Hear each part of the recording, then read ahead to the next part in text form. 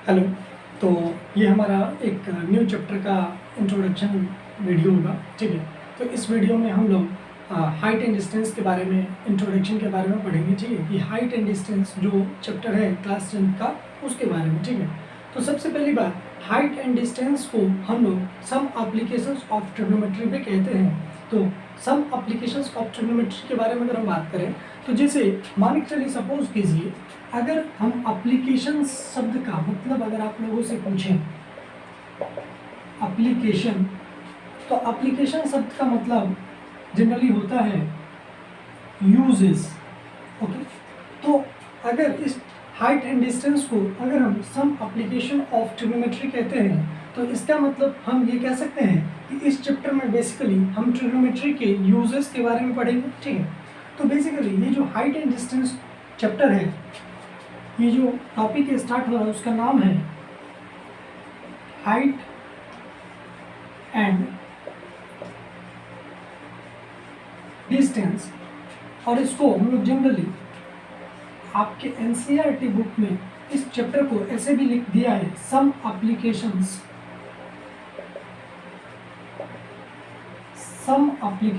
Of trigonometry, okay. तो height and distance को ही बेसिकली हम लोग सम एप्लीकेशंस ऑफ ट्रिग्नोमेट्री भी कहते हैं, ठीक है। एप्लीकेशन शब्द का मतलब अगर हम जाने तो एप्लीकेशन शब्द का मतलब होता है यूजेस। इसका मतलब क्या हुआ कि ट्रिग्नोमेट्री के यूजेस के बारे में हम लोग पढ़ेंगे इस चैप्टर में, ठीक है। तो अगर हम यूजेस के बारे में पढ़े तो ट्रिग्नोमेट्री में जो भी चीज़ हम पढ़े हैं उन सारे चीज़ों का यूजेस है या कुछ ही चीज़ों का यूजेस है, ये एक क्वेश्चन है। तो आपको हम बता दें कि बेसिकली जितने भी कंसेप्ट हम पढ़े हैं उन सारे कंसेप्ट को बेसिकली हमको यूज़ नहीं करना है। बेसिकली हमको यूज़ क्या करना है इस चैप्टर में, साइन थीटा इक्वल टू, जैसे हम लोग जानते हैं t/h and cos theta equal to b/h and tan theta equal to, जैसे हम लोग जानते हैं p/b, ओके। तो बेसिकली हम लोग साइन थीटा, कॉस थीटा और टेन थीटा का जो वैल्यू है वो हम लोगों को इसमें फाइंड आउट करना होगा, ठीक है। और दूसरा कंसेप्ट हम लोगों को इसमें क्या यूज़ करना होता है, तो जो हम लोग स्टैंडर्ड एंगल पढ़े जैसे 0 degree, 30 degree, 60 degree, 45 degree and 90 degree. तो आपको याद होना चाहिए साइन 0 डिग्री का वैल्यू क्या होता है, साइन 30 डिग्री का वैल्यू साइन 90 डिग्री का, साइन 45 डिग्री का, साइन 60 डिग्री का। उसी प्रकार कॉस के सारे स्टैंडर्ड एंगल आपको याद होना चाहिए और टेन के सारे स्टैंडर्ड एंगल आप लोगों को याद होना चाहिए, ठीक है। तो जैसे अब हाइट एंड डिस्टेंस के बारे में अगर आप लोगों को थोड़ा सा अच्छा से जानकारी दें तो हम कह सकते हैं कि हाइट एंड डिस्टेंस जो है वो एक इम्पॉर्टेंट चैप्टर है मैथमेटिक्स का। इसका यूजेस जो है वो आपको बिल्डिंग कंस्ट्रक्शंस में या किसी भी पार्ट्स में झूला लगाने के लिए या फिर बहुत सारे जगह पे इसका यूजेस हम लोग करते हैं, ठीक है। जैसे कोई पुल निर्माण भी अगर हम लोग करते हैं, ठीक है, तो हम लोग हाइट एंड डिस्टेंस के ही हेल्प से हम लोग पुल का निर्माण करते हैं, ठीक है। तो बेसिकली हम कह सकते हैं हाइट एंड डिस्टेंस जो है वो हमारे लाइफ में बहुत सारे वर्क में यूजेज आते हैं, ठीक है। तो ऐसा नहीं है कि हाइट एंड डिस्टेंस केवल आपको कैलकुलेटिव चीज़ है, इसका यूजेज हमारे डेली लाइफ में भी है, ठीक है। तो उसी के अकॉर्डिंग हम क्यों ना एक क्वेश्चन ऐसा लेते हैं जो हमारे डेली लाइफ से जुड़ा हुआ है, ठीक है। जैसे देखिएगा,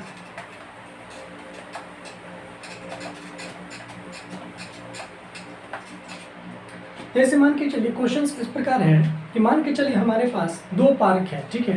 या फिर ऐसा करते हैं कि हमारे पास एक पार्क है, ठीक है।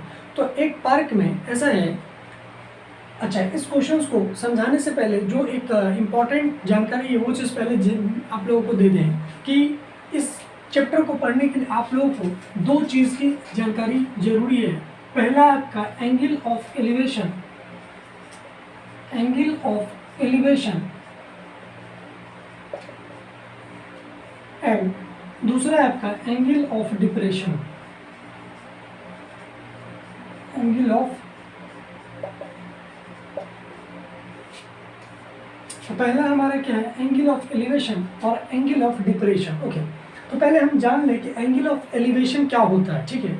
तो अगर एंगल ऑफ एलिवेशन को अगर हम सिंपली भाषा में अगर समझने की कोशिश करें तो हम कह सकते हैं कि एंगल ऑफ एलिवेशन क्या होता है। जैसे मान चलिए मेरा हाइट अभी 5 फीट 8 इंच का है, ठीक है।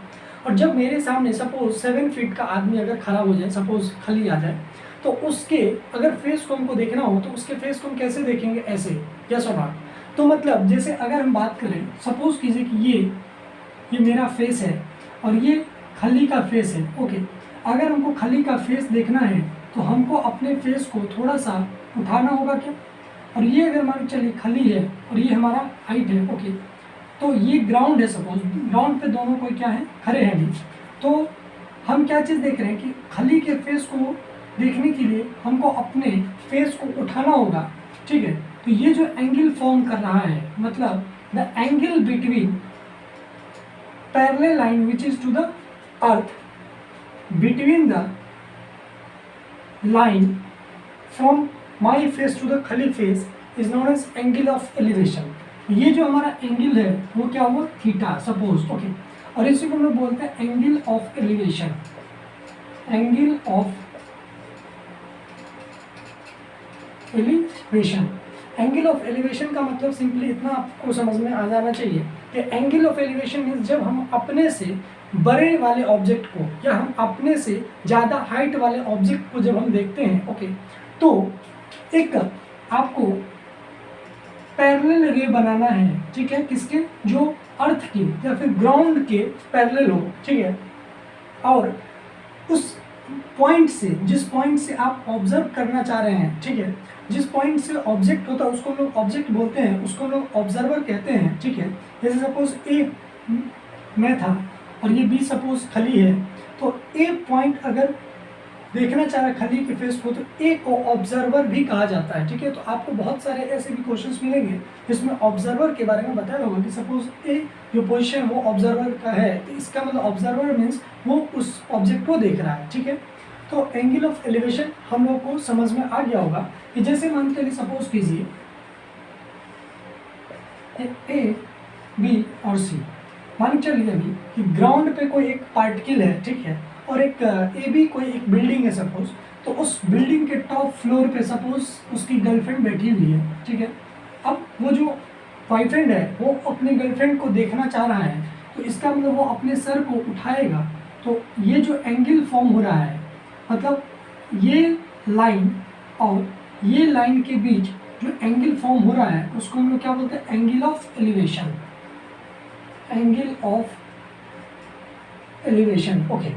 अब ध्यान से देखिएगा, और ये जो गर्लफ्रेंड है वो चूंकि टॉप पे बैठी हुई है, मतलब उस बिल्डिंग के टॉप पे बैठी हुई है, तो उसको अगर अपने बॉयफ्रेंड को देखना है तो उसको क्या करना होगा, सर को झुकाना होगा। तो इसके बीच मतलब the angle between the this line to the vertical line is known as angle of depression. Angle of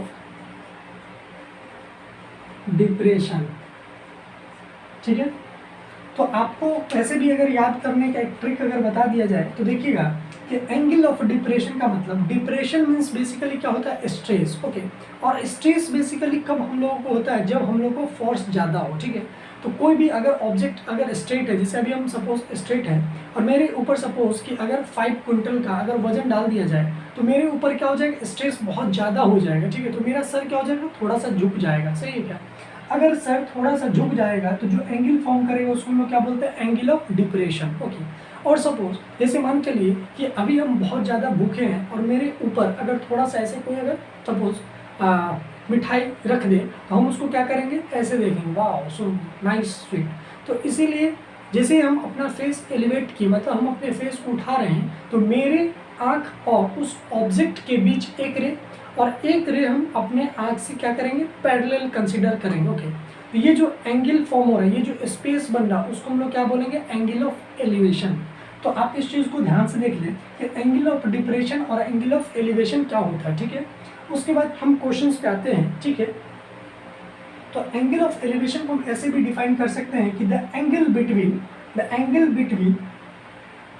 horizontal line to the line from where observer see the object, ठीक है। और एंगल ऑफ डिप्रेशन को हम define कर सकते हैं कि the angle between the vertical line to the line from observer see the object, yes और नॉट। एंड दोनों साइड हम लोग को ध्यान रखिए कि एंटी क्लॉकवाइज हम लोग कंसीडर करते हैं, ठीक है। जैसे आप इसमें देख रहे हो कि एंटी क्लॉकवाइज को हम लोग पॉजिटिव कंसीडर करते हैं, उसी प्रकार यहाँ से, ना कि यहाँ से, ठीक है। इस चीज़ को भी ध्यान रखिए, ठीक है। अब जैसे एक दो क्वेश्चन हम करेंगे तो हमारा जो कंसेप्ट है वो अच्छा से क्लियर हो जाएगा, ठीक है।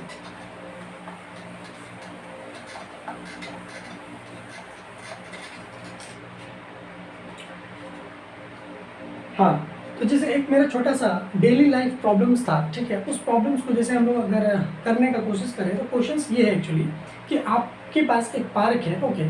तो पार्क जो है उसमें आप एक किसी कॉन्ट्रैक्टर को ठेका दे रखे हैं उसमें थोड़ा सा झूला वगैरह लगाने का, ठीक है। वो जो एक्चुअली कॉन्ट्रैक्टर है वो एक कॉन्ट्रैक्टर नहीं बल्कि वो एक सिविल इंजीनियर है। तो वो ये बात जानता है कि इसमें बच्चे भी आएंगे झूलने के लिए और बड़े लोग भी आएंगे झूलने के लिए। तो ऐसा वो एक कंस्ट्रक्शन किया कि एक झूला छोटा सा एक बच्चा लोगों के लिए बनाया और दूसरा झूला जो बड़े वाले लोगों के लिए बनाया, ओके। तो जो छोटा सा झूला बनाया, ठीक है, उसका जो लेंथ है, सपोज ये जो लेंथ है उसको उन्होंने 1.5 मीटर डाला, ओके। और उसका स्लोप जो है वो उसको भी फाइंड आउट करना है, सपोज देखिएगा ध्यान से। और इसका नाम अगर सपोज ABC अगर कंसीडर कर लें, ओके। लेकिन इसका जो इंक्लिनेशन था हॉरिजॉन्टल के साथ उसके लिए उन्होंने दिया 30 डिग्री। ये केस 1 फॉर चिल्ड्रन के लिए, ओके। और दूसरा कि आपके पास एक दूसरा झूला बनाया, ठीक है, जिसमें वो बनाया केस 2 हमारे किसके लिए है, केस 2 है हमारे लिए फॉर एडल्ट के लिए, ओके। तो इसमें एक क्वेश्चन अगर हम आपसे पूछे कि मान के चलिए, ध्यान से सुनिएगा, अगर ये एक पॉइंट है A, ये हमारा θ1, ये है हमारा सपोज θ2, ओके, ये है हमारा θ3, ओके। तो अगर हम आपसे पूछे कि बताइएगा कि θ3, θ2 एंड θ1 में सबसे बड़ा वैल्यू कौन सा होगा, सपोज अगर ये हमारा एक क्वेश्चन है मेरे थ्रू, तो आप बताइएगा कि इस क्वेश्चन के अकॉर्डिंग अगर हम देखें तो θ1 बड़ा होगा या θ2 बड़ा होगा या θ3 बड़ा होगा, ठीक है। तो आपको अगर इस क्वेश्चन का आंसर अगर आप दिए होंगे कि θ3 अगर सबसे बड़ा होगा, ये आपका आंसर क्या है, गलत, ठीक है। तो इस चीज़ को सीखने का आप कोशिश कीजिएगा कि बेसिकली जब हम लोग बेस की तरफ मूव करते हैं तो हमारा जो वैल्यू है थीटा का वो ग्रेजुअली इंक्रीज होते जाता है। इसीलिए जब हम लोग बेस की तरफ ऐसे मूव करेंगे तो हमारा जो थीटा का वैल्यू है वो बढ़ेगा। इसीलिए θ1 का वैल्यू जो है वो सबसे ज़्यादा होगा एज कम्पेयर टू θ2 एंड θ3, ठीक है। तो हम कह सकते हैं कि θ1 सबसे बड़ा एंगल होगा, उसके बाद θ2 होगा और उसके बाद हमारा क्या होगा, θ3 होगा, ठीक है।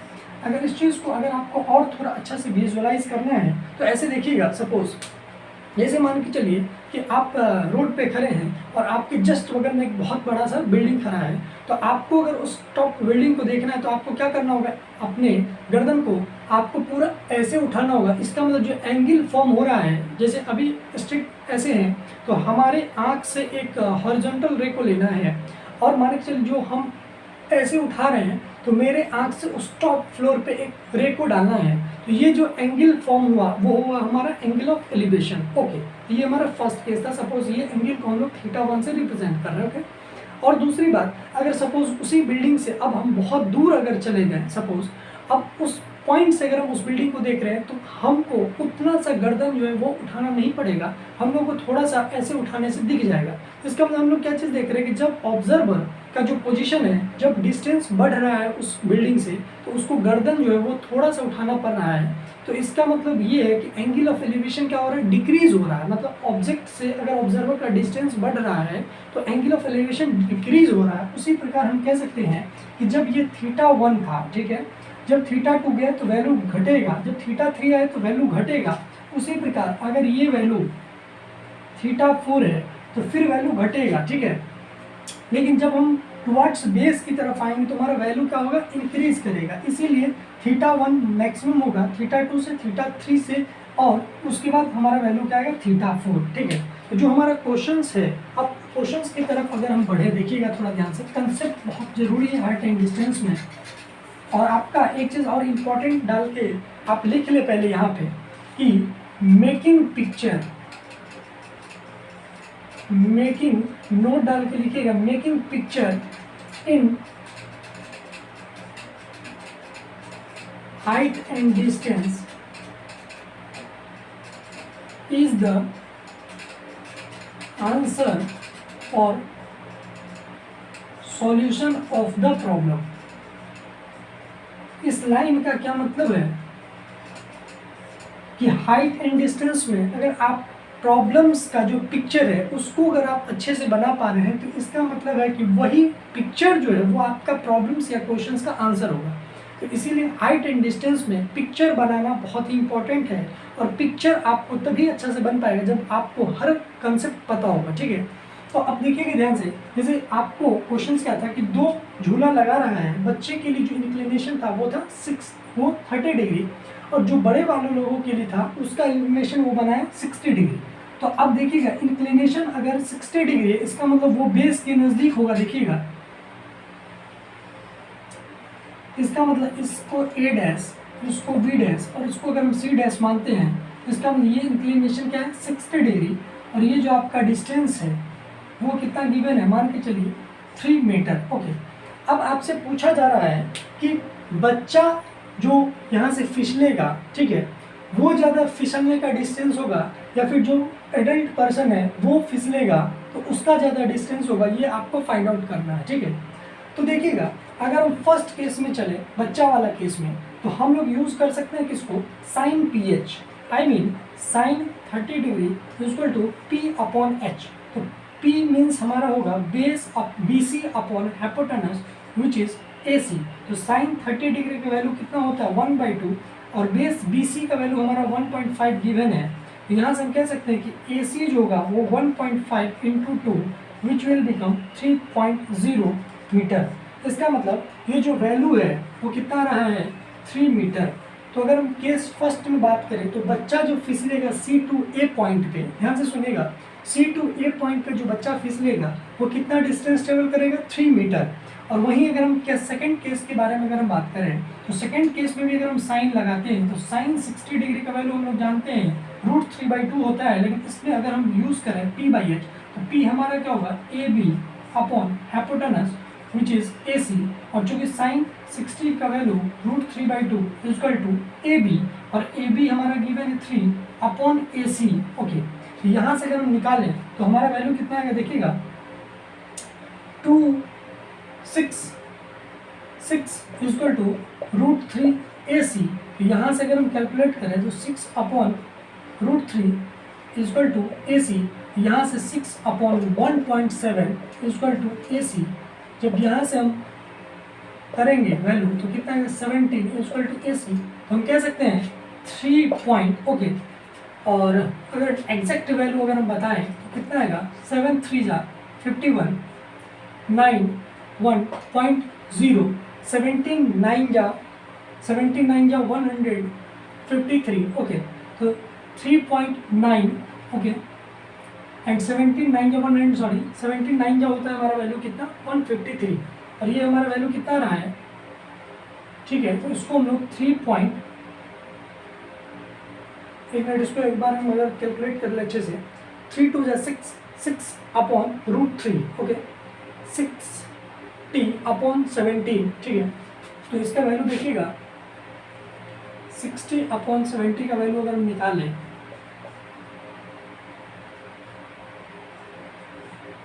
ओके, ये वैल्यू हमारा कितना रहा 1.00। ओके, एंड 5, तो हमारा वैल्यू कितना रहा है 3.5। वैल्यू हमारा कितना रहा है 3.5। इसका मतलब AC का जो यहाँ से डिस्टेंस होगा वो कितना आएगा 3.5 मीटर। ओके, इस बात को ध्यान रखें कि हमारा जो बच्चा का आया था डिस्टेंस वो कितना आएगा 3 मीटर, जबकि एडल्ट का हमारा जो छलने का या फिर फिसलने का जो वैल्यू है वो कितना रहा 3.5 मीटर। तो ये चीज़ आपको दिखा होगा कि अगर हम लोग इंक्लिनेशन को क्या कर रहे हैं, बड़ा कर रहे हैं, थीटा का वैल्यू अगर बड़ा कर रहे हैं, ध्यान से सुनिएगा, यहाँ था 30 डिग्री और यहाँ था हमारा 60 डिग्री, जैसे इंक्लिनेशन को हम बढ़ा रहे हैं, ठीक है, जैसे 30 to 60 ले जा रहे हैं, तो हमारा जो फिसलने का जो वैल्यू है वो ज़्यादा हो रहा है, ठीक है। तो इससे हम लोग ये चीज़ देख सकते हैं कि हाइट एंड डिस्टेंस का जो यूजेस है वो हमारे डेली लाइफ में भी होता है, ठीक है। तो एक ये छोटा सा एग्जांपल्स था और ये हमारा छोटा सा एक इंट्रोडक्शन था हाइट एंड डिस्टेंस का। अब नेक्स्ट वीडियो में हम लोग हाइट एंड डिस्टेंस के बहुत सारे प्रॉब्लम्स का प्रैक्टिस करेंगे। Thank you.